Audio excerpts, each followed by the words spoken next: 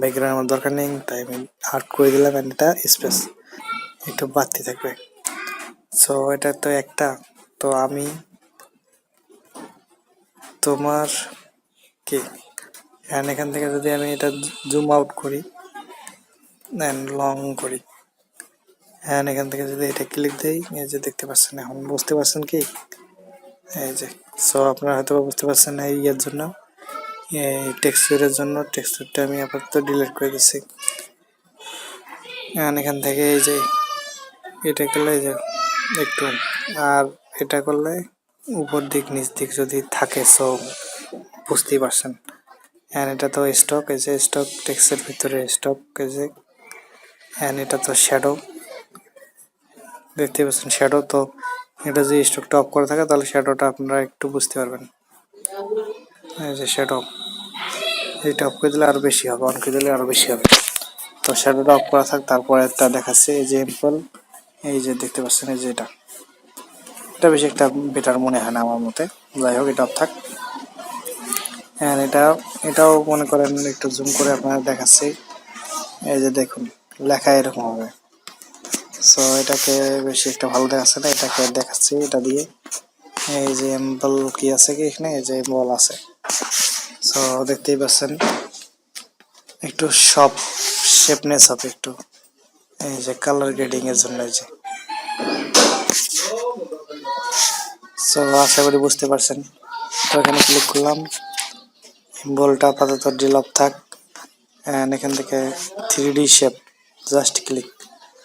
So 3D shape আপনারা দেখতেই পাচ্ছেন, 3D, এটা 3D মেবি অ্যাঙ্গেল হয়, এই যে অ্যাঙ্গেল করবে, যে এটা এই সাইডে অ্যাঙ্গেল করবে।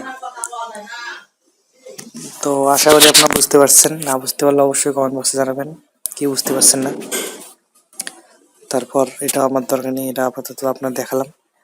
তারপর এটা তো আপনারা দেখতে পাচ্ছেন, এই যে ক্রাফটস, এটা কাজ হবে না এখানে। ক্রাফটসটি আপাতত অন করে দিতে হবে, তারপর কাজ করবে। তো আশা করি আপনারা বুঝতে পারছেন, এটা অন থাক। এখান থেকে 3D রোটেশন, এই যে 3D রোটেশন, এটা 3D রোটেশন। আর এটা তো শেপ, তো এটা মেবি বেশি বড় থাকবে না। তো এটা 3D রোটেশন, এটা থাক।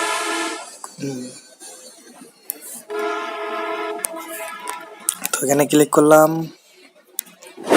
ক্লিক করার পর এখান থেকে ইসার অপশনটি তো আপনি দেখাচ্ছি, আর দেখানো মেবি দরকার নেই। সো আশা করি আপনারা বুঝতে পারতেছেন, এখানে মেবি আর কোনো কাজ নেই। সো এখান থেকে আরো অনেক কাজ আছে, মানে এই পিক্সেল ল্যাবের কাজের কিন্তু কোনো অভাব নেই, আনলিমিটেড কাজ। সো এখন আমি আরেকটা জিনিস দেখাচ্ছি আপনাদের, এটা আমি ডিলিট করতেছি, এটা এটা দিয়ে দেখাচ্ছি। তুমি আমার এটাতে এটা একটা ক্লিক দিয়ে নিচে আনলাম, এন্ড এখান থেকে টেক্সটকে আমি অ্যালাইন করে মিডলে নিয়ে আসবো, এন্ড বিগ করলাম, এন্ড এখানে ক্লিক দিলাম। ক্লিক দেওয়ার পরে আমি এখান থেকে কালার চেঞ্জ করব। তো এখান থেকে আপনার আপনার মনের মতো কালার দিয়ে আপনি কালার কারেকশন করতে পারেন। তো আমি এখান থেকে কালার কারেকশন করতেছি, ওকে। এখান থেকে আপনাদের মনের মতো করে ফন্ট দিবেন।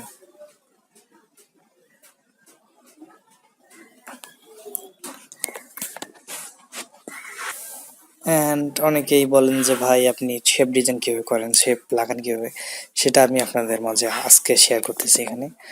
তো অনেক টিউটোরিয়ালে দেখাছিলাম। তো এখান থেকে ইনপুট থেকে